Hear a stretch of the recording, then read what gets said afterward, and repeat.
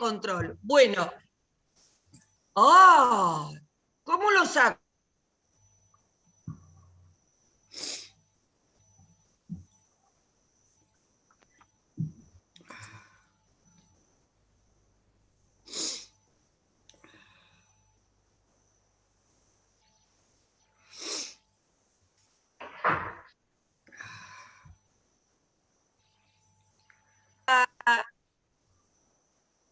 ¿Cómo hago, Nicolás, para que no me hable? Me habla ¿Qué cosa? la máquina, esto. ¿Cómo que te habla la máquina? Juro, ayer también me pasó en la clase, me habla en inglés. Hay un cartel ahí que dice reunión, se está Sí, grabando. ¿qué dice acá? No sé. Ah, no me diste, puede ser que no me, Ahora puede sí. ser que no me hayas dado el hospedador. Ah, sí, pero cuando volviste a entrar ahí ya no, ahí te lo di de vuelta. Ahí me lo diste, por eso me decía. Ahí viene Graciela, Bruno. A ver, ahora sí. Bueno, a ver si puedo.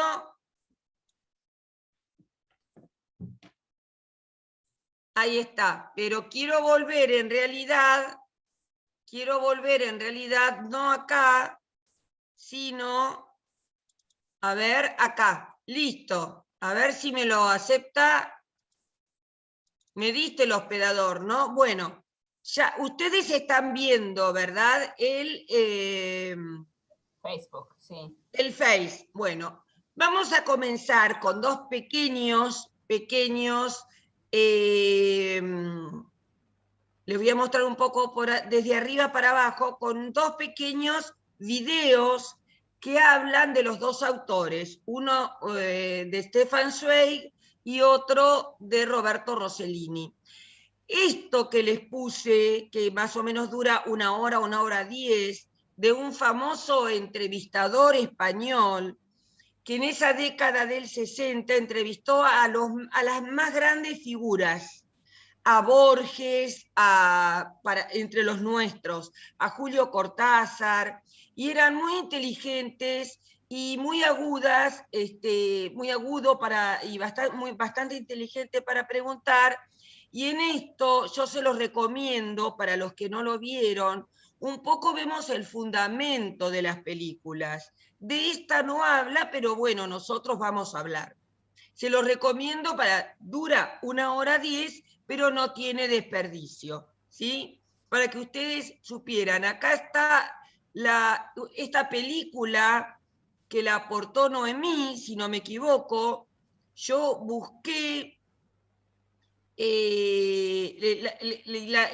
ahí donde ella decía, en nula opción 2 se ve perfecto, doblado, subtitulado al castellano. Muy interesante la película para conocer las ideas de Stefan Zweig que subyacen en su literatura.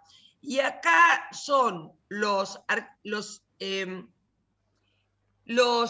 digamos, machetes, digamos, fichas de cátedra que yo les armo acá sobre Rossellini. A veces pongo algún artículo periodístico que me parezca interesante o algún artículo de algún estudio de alguna universidad. Ahí entra Marta Langer de nuevo, mira, que me parezca interesante, y algunas críticas de Ya no creo en el amor o Miedo.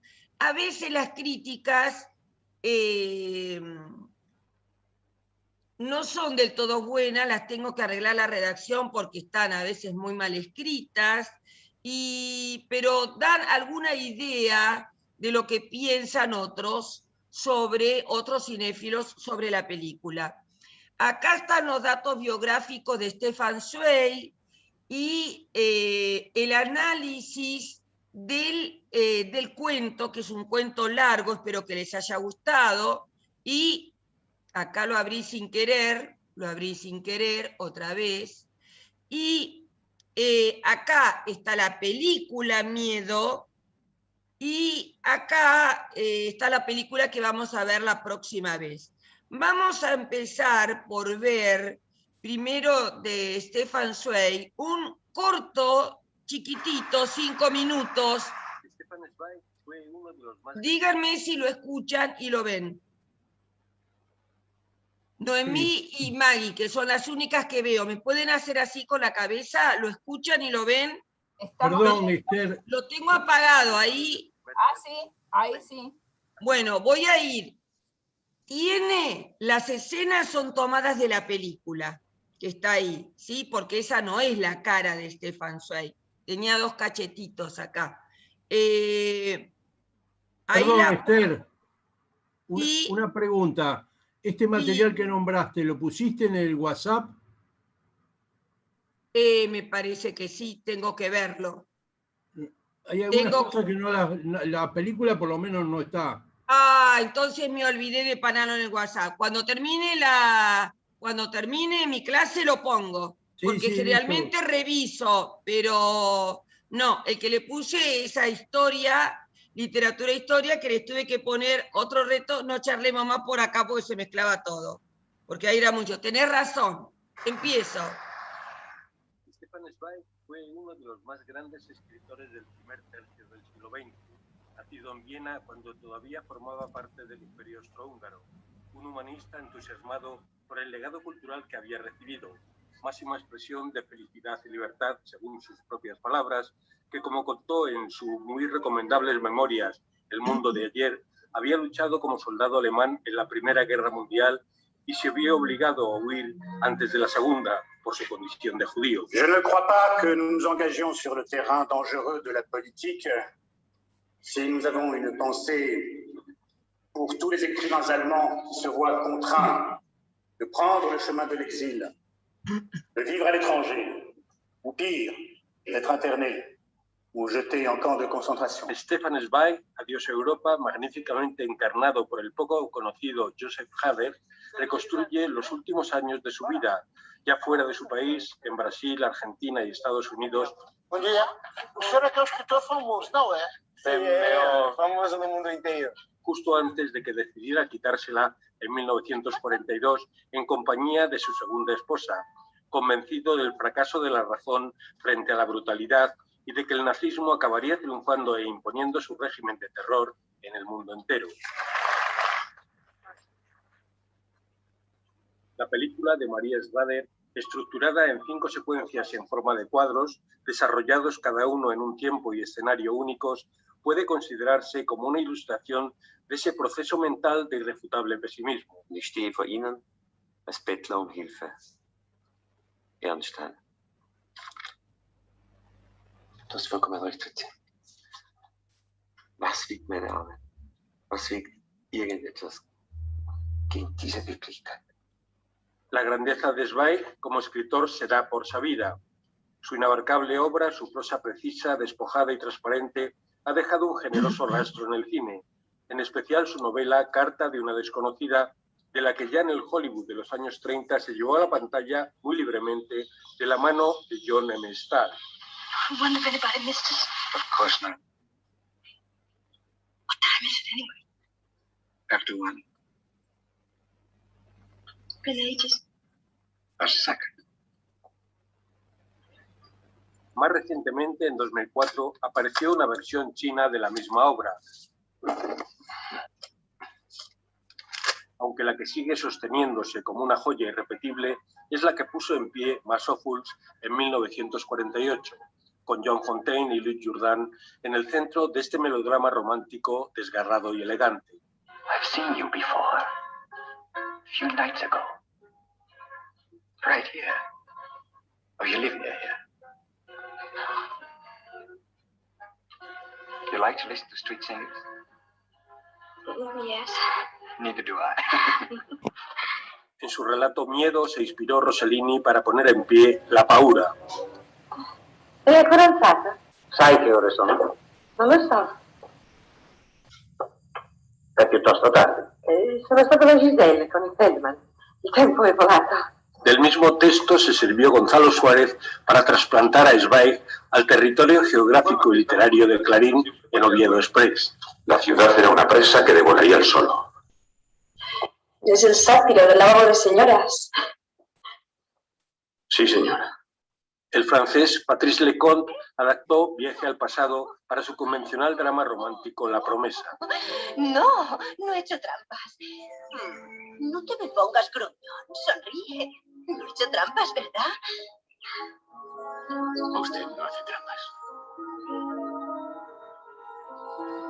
Wes Anderson capturó el espíritu de Zweig sin someterlo a una estricta adaptación en El Gran Hotel Budapest, que revivía a su originalísima y divertida manera la imagen de una Europa ya lejana. Hasta que vuelva a estar con vosotros como hombre libre, el Gran Budapest permanece en vuestras manos, al igual que su impecable reputación.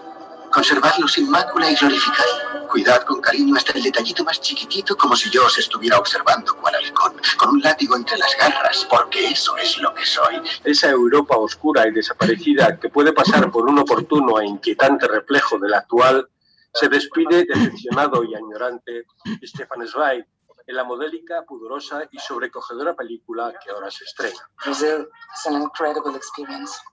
The various races live together so naturally that it seems like a miracle to us coming from Europe.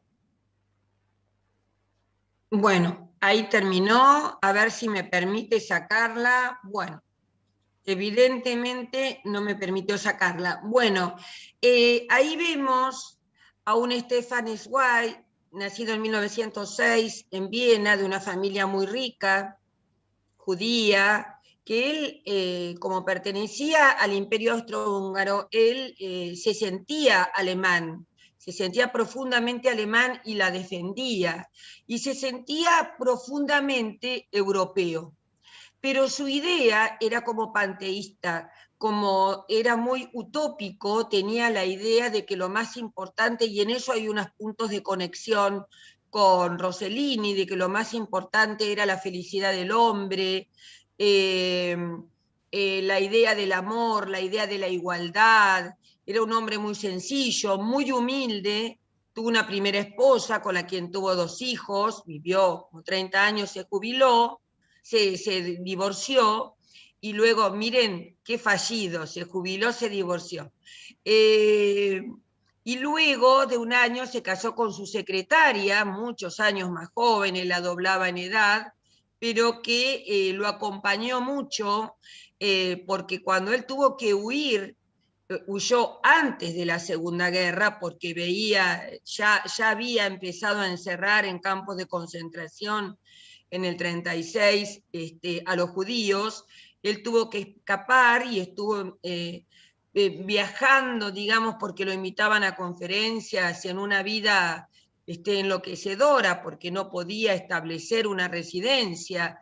Estuvo en el congreso y ahí lo muestran, del Pen Club, o sea, de los escritores mundiales en Buenos Aires. Hay una escena de ahí donde lo muestra. Estuvo en Estados Unidos, estuvo en Brasil, y por último eligió para vivir Petrópolis, en Brasil, donde vivían muchos refugiados, incluso vivía la premio Nobel, ya entonces, Gabriela Mistral, con la que hizo una gran amistad. Y desilusionado ya en el 42 por la guerra, porque él pensaba que iba a ser inexorable, que Hitler iba a ganar, se suicidó tomando barbitúricos junto con su esposa, que es la foto que ustedes vieron, es la foto real que le sacaron de ellos acostados muertos en la cama. Porque él era un utopista total de la bondad en el mundo, incluso le pedían que hablara mal de Alemania y él no quería hablar mal de su país, porque pensaba que era una forma de dañar a su país. Amaba su lengua, amaba su país, amaba, incluso tuvo trato con Theodor Herzl, que fue un sionista, una de las figuras más importantes de creación del Estado judío, y él se diferenció porque él no creía en el sionismo. Siendo judío, no creía en el sionismo. Entonces se separó del movimiento de Herzl. Porque él pensaba en un mundo, en un planeta de igualdad. y tiene una obra literaria muy vasta de ensayos importantísimos, de María Antonieta, de Erasmo, de Fouché, de muchísimos, por los cuales se hizo muy famoso, y de esos ensayos después se hicieron películas posteriormente a su muerte, como de sus cuentos y novelas, también han visto algunas que se hicieron películas muy famosas. Bueno, y ahora lo que vamos a ver es, esperen que yo logre llegar a Google por alguna vía que no sea esta. A ver, esta no me permite porque no me permite sacarlo de... A ver, ahí está. Ahí está. Listo. Hay un video corto que puse de Rossellini, acá está, que dura un poquito más, creo que 10 minutos. Lo voy a poner desde il principio, ahí. Il vero mestiere che uno deve imparare è il mestiere di uomo. Il mestiere del regista, il mestiere del pittore, sono niente se uno non impara il mestiere di uomo. Ven que dice, lo más importante es ser un hombre. Prima facevo un mestiere molto migliore che era quello del figlio di famiglia. Mi piaceva. Roberto Rossellini nace el 8 de mayo de 1906 en Roma bajo el seno de una familia de industriales cinematográficos. Cursó estudios de filosofía y letras y se inició siendo ayudante de dirección de F. di Roberti. Sus obras se caracterizaban por la ficción realista y la película didáctica. En 1968 colabora en el guión de Una misma sangre de Goffredo Alessandri y en 1941 debuta como director con La nave bianca. Sus primeros documentales indicaban una interpretación poética y personal de la realidad. Pero para hablar realmente de Roberto Rossellini, uno de los más grandes íconos del cine italiano, es necesario hablar de la mismísima historia de Italia tras la Segunda Guerra Mundial, pues fue esta la que vio nacer al movimiento cinematográfico llamado neorealismo italiano. Neo, non capisco perché è neo, perché la busca della verità dovrebbe esistere sempre. La circostanza era la guerra, il realismo è sempre una questione di una posizione dell'uomo verso la vita. En 1945, terminada la guerra, el país tiene que comenzar una reconstrucción de todo tipo. Es aquí donde surgirá el neorrealismo. Italia estaba devastada por la Segunda Guerra Mundial y la depresión económica condicionaba un porcentaje altísimo de la situación social que vivía el país en esos años. Ma chi ce le farà dimenticare tutte queste sofferenze, tutte queste ansie, queste paure? Ma Cristo non ci vede. Tanti mi fanno questa domanda, Sorabini. Cristo non ci vede. Ma siamo sicuri di non averlo meritato questo progetto?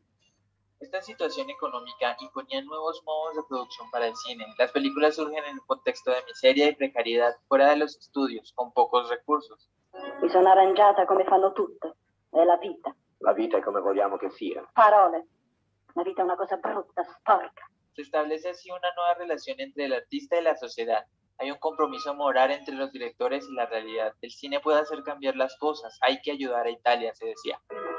La speranza era, che avevo vivissima, era di far diventare il cinematografo uno strumento utile. Roma Città Aperta si era rappresentata proprio nel tentativo di far diventare il cinema un cinema utile.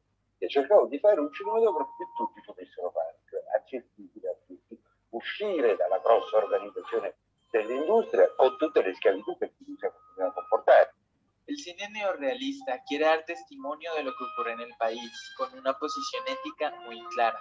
Roberto Rossellini, quien rodaba películas de corte documental y propaganda para el régimen de Benito Mussolini en época de guerra, secretamente filmaba la vida de Roma durante los últimos días de la Segunda Guerra Mundial. Con ayuda de estas filmaciones y su visión de Roma en conflicto, dirige la obra maestra llamada Roma, Ciudad Abierta, estrenada en 1945, película que se volvería un emblema del neorrealismo con guión de Federico Fellini. Rossellini tenía menos crédito como director que De Sica y ni siquiera gozaba de la estima y el prestigio intelectual de Visconti. Sin embargo, le correspondió rodar la primera película nueva, descubrir la realidad que estaba ante los ojos de todos. una descomunal obra de arte surgida sobre las cenizas y heridas de una población, un país y un continente devastados. No es exagerado asegurar que las calles de la ciudad eterna alumbraron una nueva era del cine. Roma cita aperta. Es sin duda una de las mejores películas de la historia y la obra maestra del neorrealismo italiano, rodada con escasísimos medios acordes a su tiempo y circunstancias. Obtuvo un enorme éxito ya desde su estreno, apenas unos meses tras el final de la guerra, tanto en Italia como en Estados Unidos. Simplemente es imprescindible. Tras esto, la carrera de Rossellini nos descrezaría con grandes producciones como Alemania, Año Cero, estrenada en 1947, que hablaba sobre la posguerra de este país. Stromboli, estrenada en 1949, protagonizada por Ingrid Bergman, quien más adelante se convertiría en su cónyuge. Francisco Juglar de Dios, y en 1952, Europa 51, que se enfocarían en el neorrealismo y plasmar las vivencias del pueblo. De hecho, el mismo Rossellini solía decir que tomaba inspiración para muchas de sus elaboraciones en la vida de los actores no estudiados de las producciones que dirigía.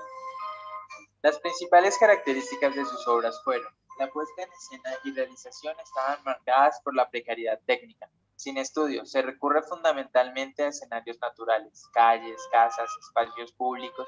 El trabajo con la iluminación artificial se reduce al mínimo. Pocas veces se trabaja con equipos de sonido. Esto permite más movilidad de la cámara. No se recoge sonido directo, sino que está doblado.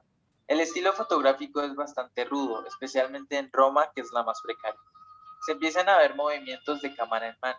Se improvisa aunque se respetan las normas de continuidad. Solía recurrir a actores no profesionales. En ocasiones convivían en un mismo proyecto cinematográfico actores profesionales y no profesionales. No hay una gran elaboración de la caracterización de los personajes, no hay un diseño de producción. Eso le proporciona verismo documental de acercamiento a la realidad, a la vez que más flexibilidad en la puesta en escena. Aborda las historias con menos rigor desde el punto de vista casual, tenían menos en cuenta las reglas del guión. Todas las causas tienen que ver con las condiciones de vida de las personas, y eso lo convierte en un representante de la sociedad. Introduce finales infelices o ambiguos, no existen los finales felices. Lei può mostrare o può dimostrare. Io voglio mostrare e non voglio dimostrare. Lettare, Zappa.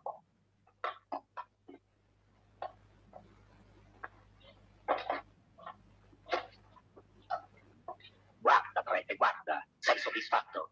Questa è la tua carità cristiana. Questo è il tuo amore per il tuo fratello in Cristo. Hai preferito vederlo ridotto così piuttosto che parlare, ma non sperare, prete ipocrita, di salvarti, né di salvare i tuoi complici. Farai la fine dei traditori. Noi vi distruggeremo tutti, fino all'ultimo. Non hai parlato.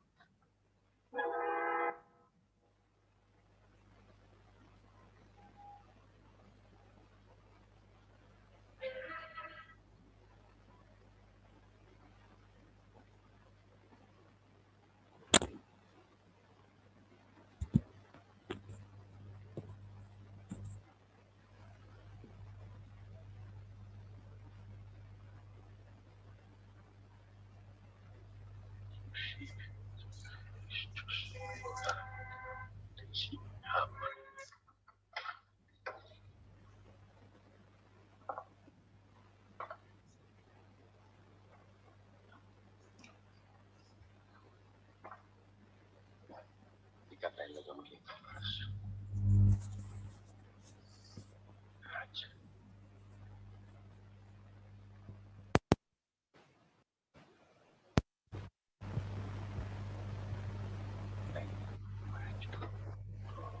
Non è difficile morire bene. Difficile vivere bene. Pater nostro, qui in cieli, sanctificetur nomen tuum, adveniat regnum tuum, fiat voluntas tuas, sicut in cielo et in terra. Pane nostrum quotidianum, da nobis hodie, et dimitte nos debita nostra, et nos inducat in tentationem, sed libera nos a male. Ave Maria, gratia plena, Dominus tecum, benedicta tu mulieribus, benedictus fructus ventris tui, Iesus. Santa Maria, Mater Dei, Santa, et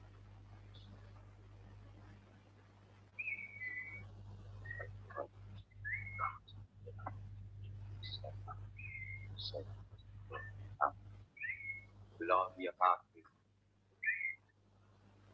et Spiritus Sancti, sicut era in principio, et nunc et semper, et in saeculum.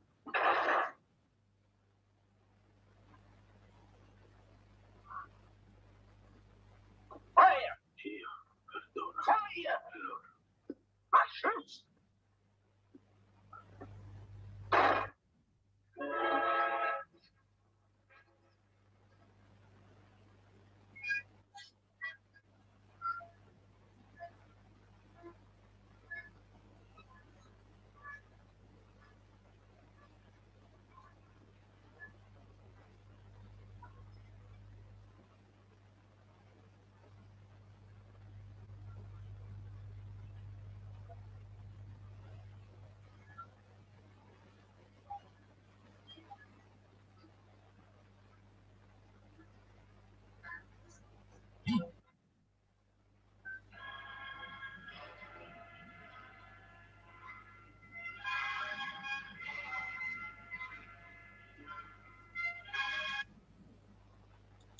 Bueno, ahora vamos a hablar un poquito de Roberto Rossellini.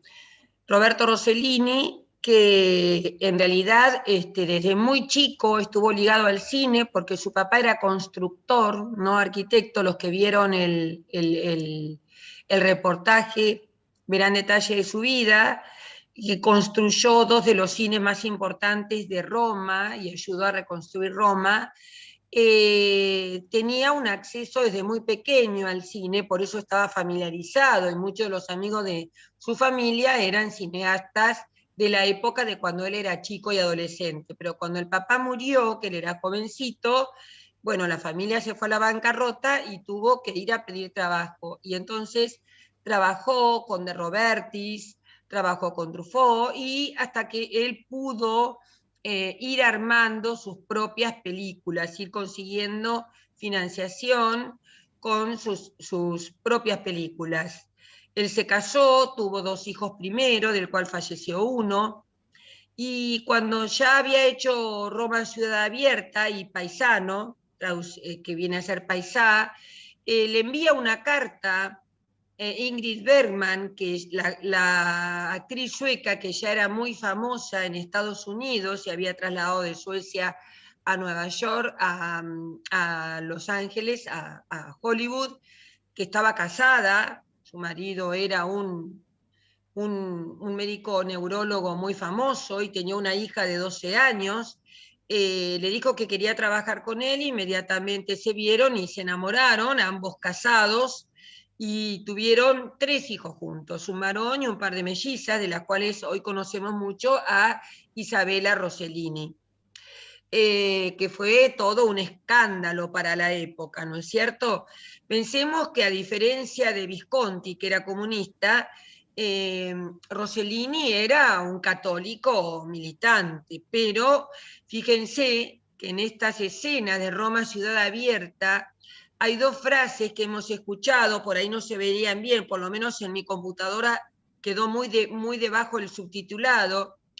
La actriz le dice: Cristo nos ve, y él no sabe qué responderle, y le dice: ¿habremos hecho algo malo para que él nos mande esta desgracia? Lo digo con mis palabras, ¿no? Y cuando el cura que lo acompaña le dice: es malo morir, él le contesta: no, morir no es malo, lo difícil es vivir bien, como una crítica al régimen nazi, ¿no es cierto? Y esos chicos que se acercan y hacen el silbido que él hacía para llamar a la resistencia, porque era un cura que estaba en la resistencia. Y él, como todos los directores del neorrealismo, empezó con su gran éxito, fue Roma Ciudad Abierta, que la vieron, que yo se las puse hace unas semanas, que yo no la doy para estudiarla, para trabajarla, porque fue como una especie de documental a la cual le agregó esa historia de ficción, no se basa en un libro, pero él sí utilizó muchos libros para sus obras. Se ve que anda mal internet porque se van y vuelven. Yo veo acá a los que piden admisión. y por otra parte, él era considerado como un gran idealista, no tenía la formación intelectual de Visconti, que era un aristócrata, y medio que era, él si bien era católico, hacía toda una crítica a la Iglesia. Hizo una película para televisión llamado Mesías, y también es una gran, una crítica al Jesús que viene de la pobreza y que quiere distribuir las riquezas en el mundo, ¿no? Tenía esa visión de que el hombre era lo más importante, una visión muy utópica, en eso se parece a Zweig, y filmó, a partir de que la conoció a Ingrid Bergman, filmó el matrimonio duró más o menos 8 o 9 años, en los cuales, hola Mónica, tuvieron 3 hijos, yo le dije un varón y mellizas, y hizo muchas producciones cuya actriz protagónica era Ingrid Bergman. Una de ellas es esta, sobre el texto Miedo de Stefan Zweig, y que se llamó en La Paura, y le pusieron Ya no creo en el amor. Ahora, vamos a hablar un poco del texto. ¿Alguien quiere hablar del texto o quieren que yo les haga un pequeño resumen? ¿Me dicen? ¿Alguien quiere comentarlo o les hago un pequeño resumen? ¿No saben o contestan? Les hago el pequeño resumen. Bueno, resumidamente, vamos a ver que la película no se corresponde exactamente con el texto. En el texto habla de una mujer burguesa. Esto sucede en Alemania, que es donde Stefan Zweig ubica su novela. Es una mujer burguesa de la posguerra, no podía ser de la posguerra porque Stefan Zweig lo escribió antes, la ubica Rossellini en la posguerra. Es una mujer de un abogado muy exitoso.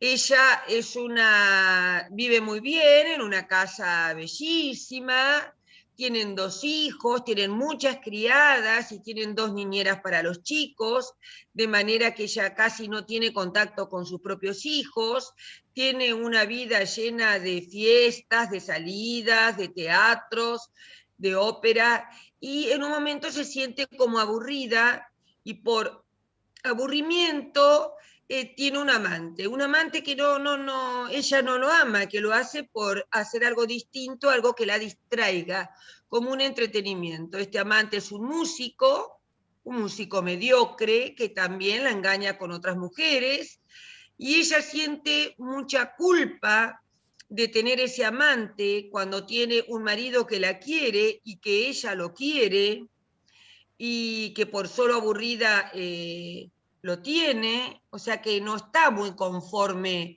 con tener ese amante y ya lo quiere dejar, hasta que cuando comienza ya el cuento aparece una mujer que le dice que es la exnovia de este músico y le empieza a sacar plata.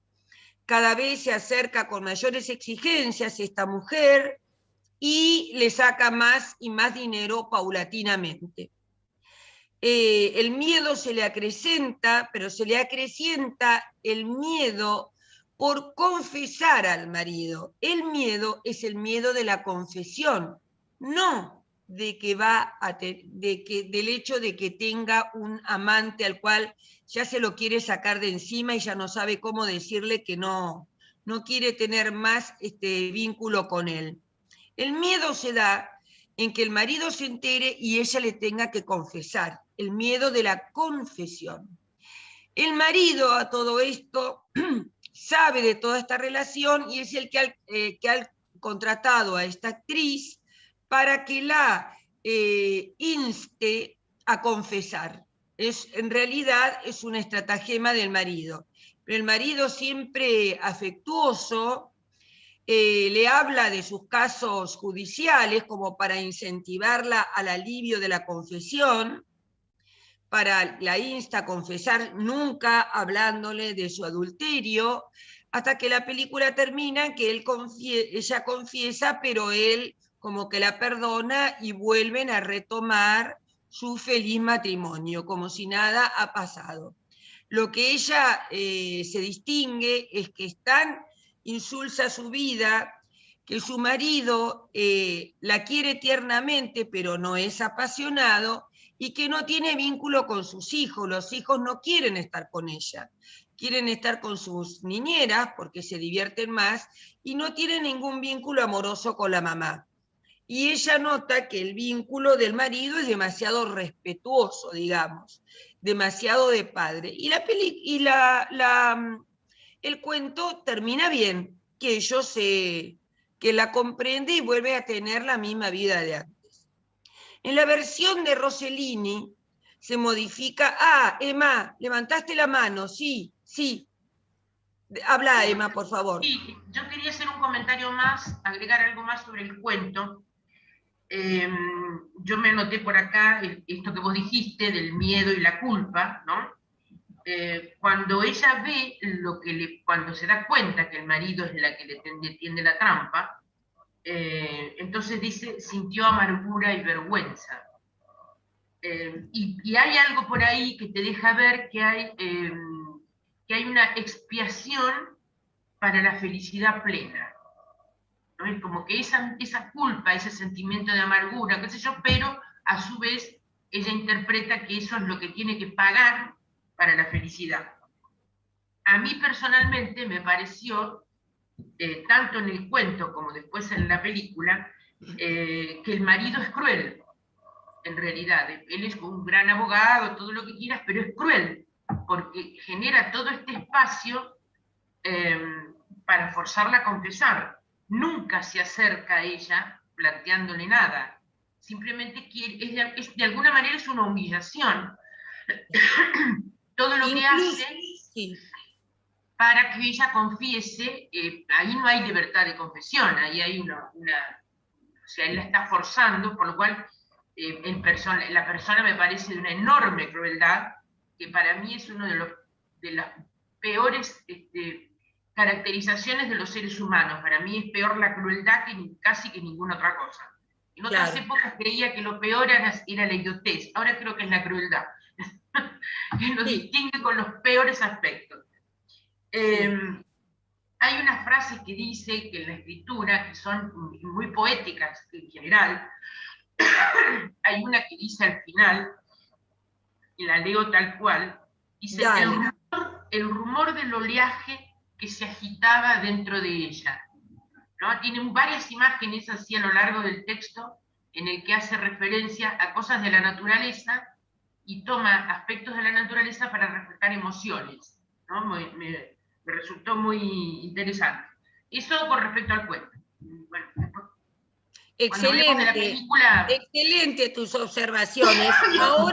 Ahora hablas, Marta, pero quería leer lo que puso Grace, que dice, en algunas cosas del cuento resuena Emma Bovary el aburrimiento y la frustración, por ejemplo. Y creo que lo dice en algún momento del cuento, habla de que parecía Emma Bovary que por aburrimiento con el médico con el cual estaba casada, el libro de Flaubert, ella toma un amante, del cual en realidad no se enamora, sino que para tener algo que la excite en su vida, ¿no es cierto? Que le dé algún sentido de entretenimiento. Marta, te escuchamos. Sí, en realidad es poco lo que quería agregar. Este sí era el tema, el aburrimiento y la cosa gris que se vivía, pero además en el texto, a diferencia de la peli, sentí como que había una crítica a que la mujer temía perder ese estatus, obviamente, y ese nivel de vida que estaba acostumbrada.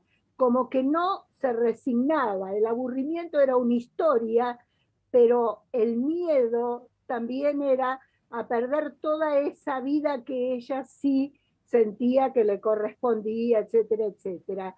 Y muchas veces, particularmente cuando se encuentra con esa mujer que ella ignora quién es, en todo caso será la novia de su amante, es muy despectivo en el cuento el encuentro con ella y, digamos, hasta racista y muy sectario en su expresión cuando le habla de chantajista en el primer encuentro, cuando ella se pone a llorar y le dice que quedó sin casa, qué sé yo, y ni siquiera aparece la finalización de ese diálogo, y ella, por lo menos en el cuento, recibe el dinero y se va. Entonces, como que hay una crítica más fuerte a Irene, la protagonista, que bueno, luego analizaremos la película, pero es un poco como la buena mujer que se dejó llevar. En cambio, en esta es como que ella también pone parte activa y recibe críticas de parte del autor. Eso es lo que yo sentí, que hay una imagen, no, si bien no es inmaculada, por lo menos muchísimo más cuidada en la película que en la novela, donde de alguna manera, si bien el hombre ocupa, digamos, si tenemos que pensarlo, la peor parte, ella tampoco zafa, ¿no? Por ejemplo, no es buena madre, no es buena esposa, y no es buena persona respecto a los que la rodean. Mientras que en la película sentí como que está un poco un halo de buena gente, que finalmente... Y por otro lado, debo decirte que no había leído la biografía del autor, de Stefan Zweig, y me sorprende la finalización o el intento de suicidio de ella. Se suicidaron, él y la mujer. No, en el cuento digo. Que aparece la idea del... Exacto. Claro, y ahí me sorprendí mucho porque este es un cuento muy anterior, inclusive cuando lo leía creo que era del 20 y pico o algo así. Sí, del 20 y pico. Tempranamente.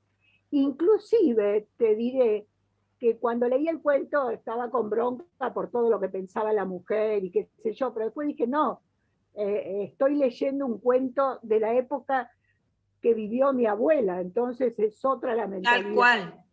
Tal cual. Y por esto es que aparece una mujer con críticas a lo que ella está haciendo, me imagino. Eso. Claro, muy bien, muy buenas las observaciones de Emma y de Marta, excelentes. Hay una cuestión, en el cuento, él se confiesa, le dice, ante un ataque de nervios de ella, desesperación, donde no le puede decir, él le confiesa que es una actriz contratada y que él lo hizo para que ella pudiera liberarse, digamos, y confesar, porque él menciona en varias veces en sus diálogos que una de las características de los criminales es que sienten mucho alivio en confesarse. Y por otra parte, ahora te dejo hablar, Alicia. Termino esto de decir con respecto a lo que dijo Marta, ¿sí? Fíjense que en el cuento aparece como una persona desagradable, fea, medio pasada en kilos, mal vestida, esta supuesta exnovia del amante. Aparece como una persona físicamente desagradable y hosca y aprovechada, y sin embargo no es esta la visión que aparece en la película. Hay toda una transformación en la película y ya vamos a ver por qué. Alicia, te doy la palabra. Sí, a mí lo que me interesó, el libro me gustó mucho, quizás me gustó más que la película, como me pasa siempre con los libros y las películas, ¿no? Pero me interesó un pedacito donde habla del carácter burgués. Exacto. donde dice el orden en todo, incluso en el adulterio. O sea, ella es tan ordenada que hasta en el adulterio era ordenada, ¿no? Y eso suena a que no es amante del riesgo y que justamente entra a tener en consideración del riesgo en el que está cuando tiene que pagar, cuando tiene un precio ese riesgo. Porque después, cuando parece que está liberada, sale a comerse el mundo y después vuelve para atrás y encuentra que ese riesgo se le pone tan abultado que no sabe cómo dominarlo, y es por eso que va con el tema de la morfina y todo eso. Exacto. A tratar de suicidarse. Es decir, no encuentra la solución, es lo que le pasa al suicida. Claro. Pero el tema del orden que se le trastoca, es decir, el orden incluso hasta en el adulterio que se le trastoca a ella. Claro. Me encantó el personaje, pensándolo, como dijo recién Marta, como mi abuela, ¿no? Claro, era una burguesa, ¿no? Era una burguesa típica, hermosamente vestida, con todos objetos de lujo que portaba, joyas. Y fíjense que en el cuento, hola Mario, que te saludo, que fuiste a hacer tus análisis. Te doy la bienvenida al curso. Ella usa joyas y de ahí está que le saca el anillo y él le pregunta por el anillo con el único afán de que ella se confiese, que a mí me quedó eso de que se confiese. Y por otra parte, ella va a la farmacia a comprar barbitúricos o alguna especie de veneno para suicidarse, y el que le toma los hombros en ese momento y la detiene es el marido, y a partir de ahí le confiesa, muy distinto de la película, y ellos vuelven al orden burgués tradicional, que los tranquiliza a todos, tranquiliza al marido, la tranquiliza a ella, los chicos vuelven a estar distantes de ella, ¿no es cierto? No hay, es como las mujeres burguesas que incluso también en la misma década en la Argentina, en la década de los 20, piensen en las hermanas Ocampo, por ejemplo, ¿no? Que les daban a institutrices para que los cuidaran, los enseñaran y se hicieran cargo de ellos, con una fría relación maternal, que incluso ella a veces se critica, no tengo una relación, le hacen más caso a él, le obedecen a él, lo quieren a él y a mí no me quieren, ni desean que yo esté con ella. Ahora vamos, si les parece, visto esto, vamos a ver la película. Esther, una cosita nada más. Buen día, ¿qué tal? Sí, buen día. Agregando a lo de Alicia recién, ese orden, en realidad ella después se quiere reinsertar, no, se quiere insertar, porque ella cuando se da cuenta no sabe qué hacer, porque ve como los criados es una molestia para ella, o la institutriz se quiere meter y no le dan lugar, está como totalmente aislada o desorientada, no sabe qué hacer en la casa. Quería agregar lo que decía Alicia, que estoy totalmente de acuerdo, ese orden ella no se podía meter, no había lugar para ella, estaba ahí, era un mueble, no existía prácticamente. Claro, es muy acertado lo que decís, como lo que decía Marta, que ahora recuerdo, el hecho de que ella, el interés también no era que tenía un amor apasionado por su marido tampoco, ni por sus hijos tampoco, sino que lo que ella no quería perder era su estatus social y su bienestar económico. Y en esto que vos decís, ella se sentía extraña hasta en su propia casa, porque no tenía nada que hacer. Hay como una cuestión del aburrimiento permanente. Hoy yo pensaba y leía, viste, el cuento y decía, pero ¿cómo no se le ocurre leer? Porque yo lo primero que hago es ponerme a leer. No se le ocurre leer, no, eso no estaba en las visiones de la época, que una mujer tuviera otros roles en la visión de los 20. O bordar. ¿Cómo? O bordar. No, ni siquiera, porque era burguesa y no le correspondía bordar. Acuérdense que la burguesía no era pero tocar el piano sí. Tocar el piano sí, pero ella iba con el pianista, no tocaba. Claro, una cosa era la la burguesía y otra cosa era la aristocracia. Por eso la burguesía eran los que consiguieron, que venían de clases, póngale, artesanales, no campesinos, que con sus propios esfuerzos lograron una posición económica favorable. Había mucha diferencia. Los burgueses deseaban ser aristócratas, incluso muchos de ellos en el siglo XVIII y en el siglo XIX compraban títulos de nobleza de los nobles pobres para adquirir esa prestancia social.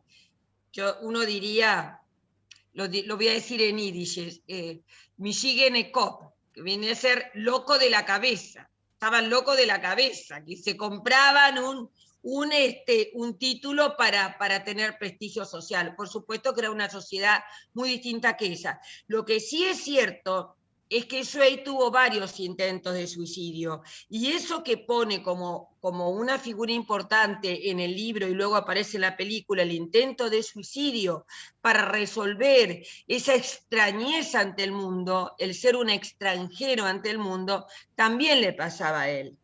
¿Sí? Él también, antes del suicidio final, tuvo otros intentos de suicidio cuando vivía con su primera esposa. Bueno, yendo ahora a la película, vemos que Rossellini hace una versión distinta y la ubica en Múnich.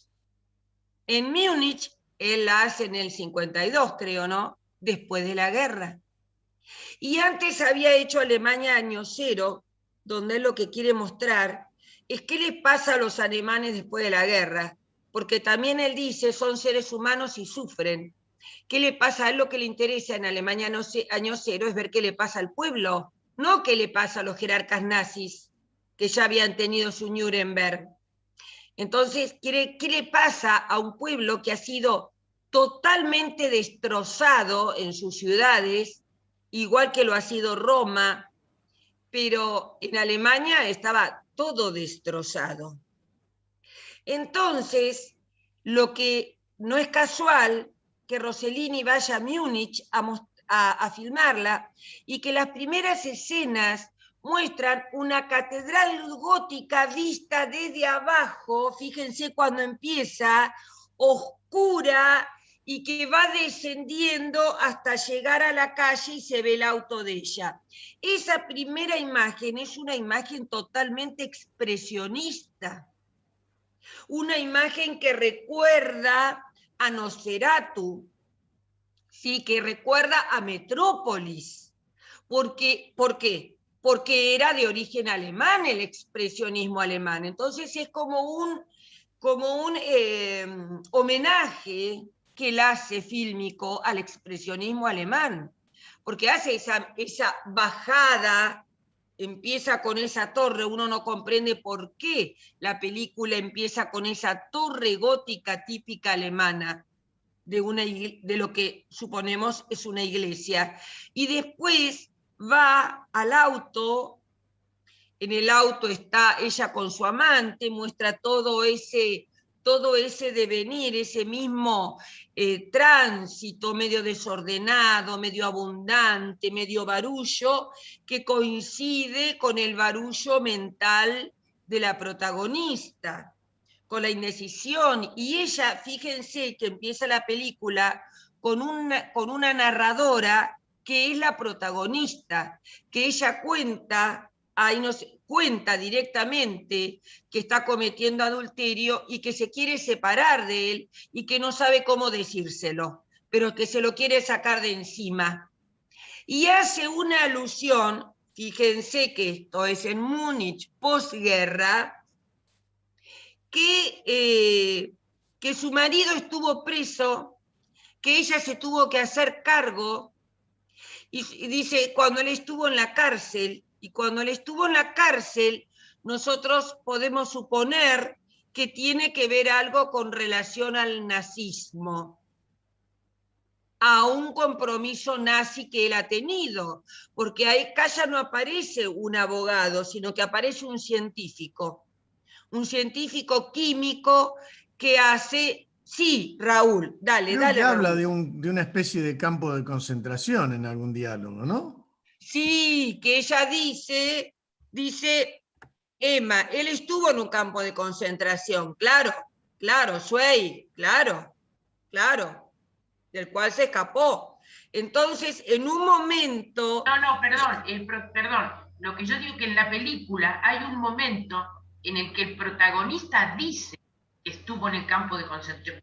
Cuando yo estuve en el campo de concentración, la primera vez que se encuentra con la esposa, y ella entra y habla con él dice, bueno, porque cuando yo estuve o porque estuve en el campo de concentración, el personaje lo dice. Claro, no sabemos si estuvo por ser nazi, porque esta es la posguerra, o por haber sido judío, por haber sido un alemán que también metía, que estaban en contra de los nazis, que también Sí, Marta. Me pareció escuchar, pero lo pasé y después me olvidé de rebobinar, de volver. Que algo de un psiquiátrico también habla respecto del marido, ¿no es cierto? Sí. O sea que además le pone una cualidad de enfermedad al marido. De enfermedad mental. En el libro no aparece absolutamente. No, es totalmente distinto. En el libro él es un abogado bueno, que es muy justo y que él escucha a sus defendidos y los insta a confesar para que se alivien. Es como un padre, un abogado paternal que ayuda a los criminales, o por lo menos a los sospechosos. Y acá aparece un científico químico con un pasado, por lo menos que nos deja en la duda si fue bueno o si fue malo. Y eso que bien decís de la atención psiquiátrica y de decir cárcel, porque ella, por lo menos en la traducción aparece que estuvo en la cárcel, dice que ella se tuvo que hacer cargo de todo. En el principio no sabemos de qué se tuvo que hacer cargo, y de los hijos y de la familia, y después descubrimos que de lo que él se hace cargo, y habla de él, que ella ya no quiere engañar más, que fue porque se sentía sola, en ausencia de su marido, totalmente distinto del libro, y como se sentía muy sola, adoptó a este amante que ella no lo quiere, no lo ama y no sabe cómo decirle. De hecho, le dice, estoy con mi marido, me tengo que ir con mi marido, y él le insiste, y ella misma dice que trata de prolongar de extender esos días para decirle que lo va a dejar definitivamente, no lo quiere hacer sufrir a él. Miren este rasgo de humanidad hasta para eso. Entonces ahí descubrimos que el marido es un científico que tiene una fábrica muy grande, que ella le dice parece un campo de concentración, y que la actividad del marido, ella se encarga de la parte oficinesca, siempre muy elegante, siempre muy bien vestida, muy bella.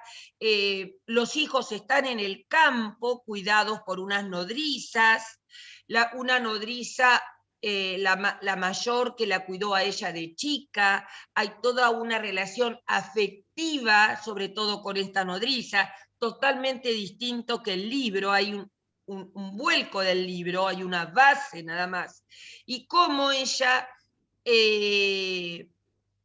ahí también aparece que cuando llega en la primera noche donde comienza a estacionar su auto en el garage, aparece esta mujer. Pero esta mujer, la que la extorsiona, no es una mujer ni fea, ni mal vestida, y le empieza a pedir dinero. Y después se vuelve muy seguida los encuentros con esta mujer, porque llega a estar en la casa. Primero la llama por teléfono, cómo es que consiguió su propio teléfono, su teléfono particular. Después entra en la casa, se cruza con el marido, hay una mirada ahí entre el marido y la mujer, que no confiesan ser conocidos, y esa abrupto pedido cada vez más cuantioso de dinero, y también aparece lo del que en el teatro le saca el anillo, hasta en el teatro se le aparece. Es un personaje demasiado como sádico, el de la persona, el de la supuesta exnovia que lo extorsiona. Ella en un momento va a la casa del amante para decirle que es su exnovia, y muy distinto al cuento, le dice que sí, que es una examante que no la puede controlar. Rarísimo, porque quizás él se equivoca porque ha tenido muchas examantes. Entonces no distingue ni de quién se trata, ni del nombre. Sin embargo, le dice que vivía en una pensión, pobre, que coincide con el dato de la pensión, para lo cual le da el dinero, y donde la busca y aparece una figura muy extraña, que es de esa pensionista, que también es medio prostituta, medio actriz, y que le quiere contar con una ansiedad y con una verborragia que le molesta y la pone más nerviosa y le da más miedo. Ahora, el marido aparece en un laboratorio que parece el laboratorio del doctor Mengele, porque trabajan con cobayos, no tienen ninguna piedad por la muerte y por la agonía de los cobayos, como muestran los resultados que va obteniendo el supuesto medicamento o droga que están preparando, se supone que para curar alguna enfermedad de tipo cardíaco en el hombre, y cómo describen la agonía y los estados de repentino mejoramiento y repentino desmejoramiento de ese animal, y hay ahí como una metáfora en cuanto a lo que ella misma siente. Ella se siente como un cobayo que está agonizando y que se siente con mucho miedo de morir, y el miedo es por la confesión. Sigue sucediendo la película. ¿Alguno quiere hacer algún comentario? Me levanta la mano, porque hasta ahora son tan excelentes los comentarios de ustedes que me recopan. Les digo, aparece todo un ida y vuelta de ese temor cada vez más creciente. Ellos en un momento van al campo, ahí en ese viaje que ella maneja. Miren qué detalle. Para una mujer de los 50, que la mujer maneja la fábrica antes la había manejado ella, y que ella maneja el auto y lo tiene al acompañante. Dos cuestiones totalmente extraordinarias para la época, y para la época en que fue filmada, del 50 también. Y ella maneja a gran velocidad, cosa rarísima en una mujer, y se la muestra aliviada y feliz, porque se aleja de la fábrica y de su amante, y va a ver a sus hijos, a quien sí ama profundamente, y que sí tienen una excelente relación con ella y con el papá. El papá cumple esa función de fiero, bravo y cruel, impositor de culpas, ¿no? De castigos. Miren esto, el chico quiere un fusil, y la nena también quiere un fusil, y le traen una muñeca. En el caso del cuento era un caballito de madera. Y como la nena no quiere una muñeca.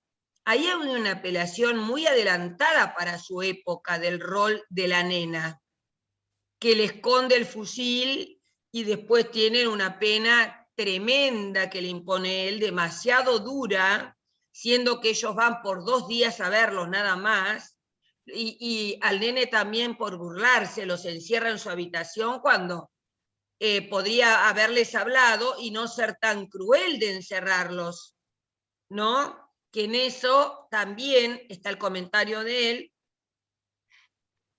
que él dice, a imitación de la novela, le di la pena por no confesar a ella. le di la pena por no confesar, que había sido la autora de esconder el fusil. Y luego la muestra ella que está preocupada y que viene la nodriza, la acaricia y recuerda su infancia feliz y retornan no se quedan, ella es la que quiere irse, él quiere quedarse como para hacer una prueba de lo que ella desea, y él piensa que ella desea volver para seguir juntándose con su amante, y ella no podemos explicar por qué quiere volver tan rápido ese día domingo para estar al día siguiente en la oficina. Se muestra su desesperación creciente por tener las noticias de esta extorsionadora, que creo que se llama Sandra, si no me equivoco, si recuerdo bien el nombre, y cómo, porque ella quiere que le retorne el anillo porque no va a poder sostener más la mentira de que lo ha mandado a limpiar a la joyería. De modo que está cada vez esa angustia más creciente de que se descubra la verdad, y cómo aparece esta mujer en la oficina, y esta mujer es ella la que le confiesa, la mujer, la extorsionadora, la que le dice: yo soy una actriz que su marido me contrató para simular, para que usted confesara. Es ella. Como de mujer a mujer nos ayudamos sororamente, diríamos hoy. Como que hay una cosororidad, una protección mutua entre mujeres, porque se da cuenta la extorsionadora que lo que pergenia el marido es muy cruel, es muy siniestro. Entonces, cuando ella sabe que fíjense que todas las escenas que muestra con su marido, lo besa en la cabeza, no hay una relación de amor pasional ni de amor de pareja, nunca se dan un beso en la boca, y también demuestra que hay como una falta de amor, tanto con el amante, que es una simple atracción física pero cero amor, como con el marido. Eso justificaría el título Ya no creo en el amor.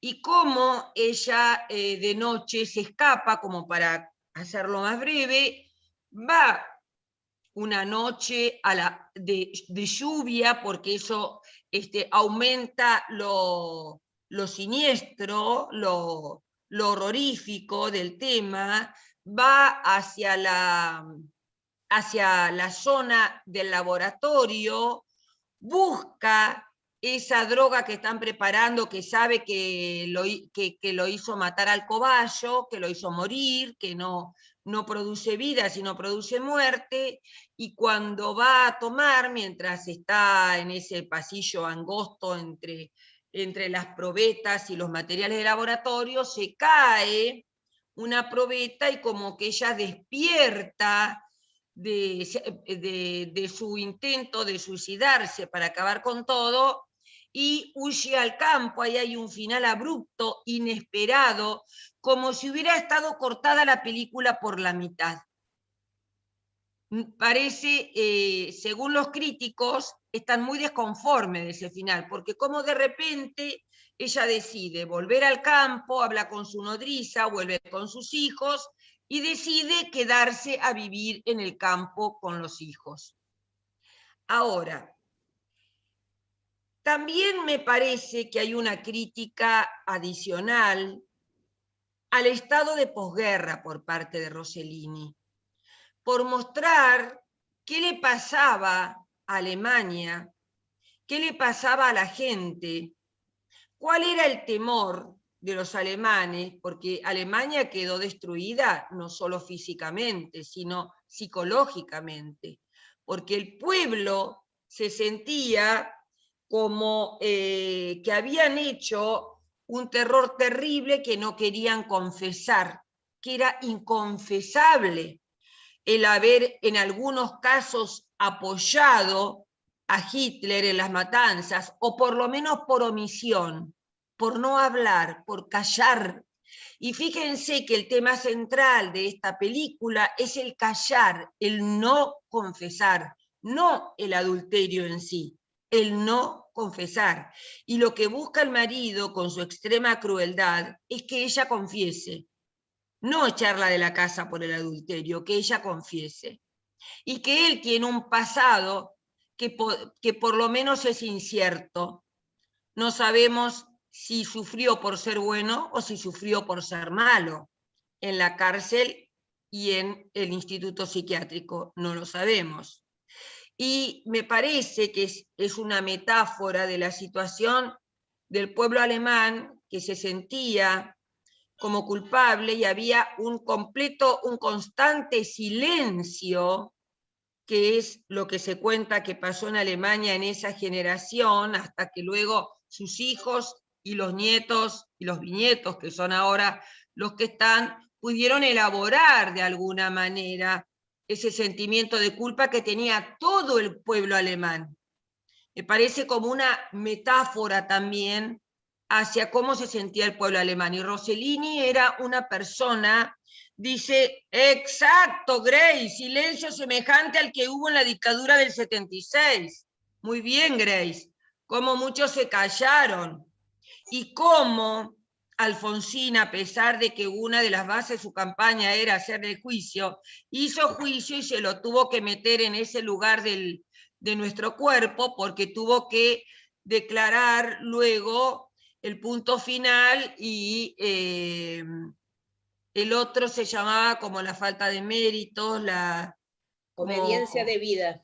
La obediencia de vida. ¿No es cierto? Que fue tremendo y que también impuso un halo de silencio y que luego se completó con el menemismo de los 90, que ahí sí indultó Menem y cubrió todo de un manto de silencio, hasta que llegó el kirchnerismo y comenzaron, ahí sí, los juicios por verdad, memoria y justicia. De hecho, que siguen hasta ahora con los de la AAA, ¿no? Fue una sucesión intensa de juicios donde ahí sí se empezó a hacer justicia, y que incluso diversas provincias están desde hace poco empezando retomando estos juicios. Por eso, perdón, Sí, por Grace. eso no es casual el atentado de ayer al local de la Cámpora, porque es un atentado terrorista, sí, con todas las características de lo que fue en su momento la AAA.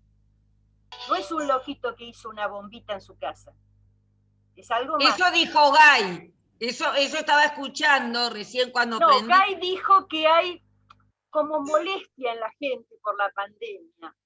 Entonces yo capaz que estoy tan molesto que hago una bombita y la pongo. No. Claro, lo que dijo Gay es que era de procedencia casera, restándole importancia, propio de Y Gay. o casualidad en Bahía está terminando el juicio a los de la AAA, a los genocidas de la AAA. Está terminando el juicio, ya queda solamente el alegato vergonzoso del defensor. O sea que nada es casual, nada sale. No, nada es casual. Y si retrotraemos esto a la película, nos cuenta, porque realmente nosotros desgraciadamente en la Argentina podemos hacer tantas conexiones, esto que tiene un final abrupto de como que ella se escapa y ya está. Se escapa y ya está, vuelve al campo, le pide a la nodriza que la cuide y que cuando ella no esté, cuide a sus hijos como propios. Pero termina todo con un final feliz propio de comedia, muy distinto a todo lo siniestro que se mostraba antes. Por eso se critica que ese final es como desubicado. Sí, Gray dice, ¿es real que hubo 3 versiones con 3 finales distintos? Sí, es verdad, porque hubo muchas críticas y hubo muchos intereses.